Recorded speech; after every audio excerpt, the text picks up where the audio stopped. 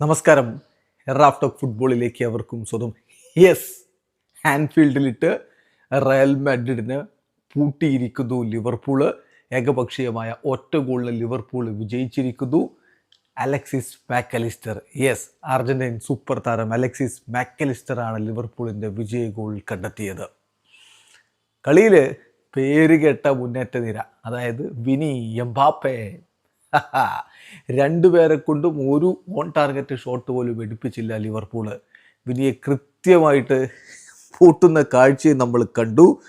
Corner Bradley അനങ്ങാൻ വിട്ടിട്ടില്ല വിനി ജൂനിയറെ. അങ്ങനെ റയലിൻ്റെ ആ ഒരു അപ്രമാദിത്വം എന്ന് പറഞ്ഞാൽ ഈ ഒരു യുവേഫ ചാമ്പ്യൻസ് ലീഗിൽ പെർഫെക്റ്റ് സ്റ്റാർട്ടുമായിട്ട് നിൽക്കുകയായിരുന്നു റയൽ. അതങ്ങ് തീർത്ത് വിട്ടിട്ടുണ്ട് ആൻഫീൽഡിൽ നിന്ന് ലിവർപൂളുകാർ.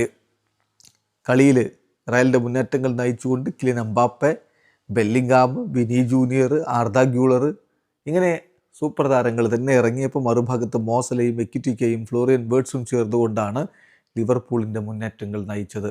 ആദ്യ പകുതി ഗോൾ രഹിതമായിരുന്നു. രണ്ടാം പകുതിയുടെ 61ാമത്തെ മിനിറ്റിലാണ് അലക്സിസ് മാക്കലിസ്റ്ററുടെ ഗോൾ പിറക്കുന്നത്. ആ ഗോളിൽ ലിവർപൂൾ വിജയിച്ച് കയറുകയും ചെയ്തു. നോക്കുക, ഇപ്പം തിബോട്ട് കോർട്ടുവ 8 സേവുകളാണ് നടത്തിയത്. അതിൽ 4 ഫ്രം ഇൻസൈഡ് ദി ബോക്സിൽ നിന്നായിരുന്നു.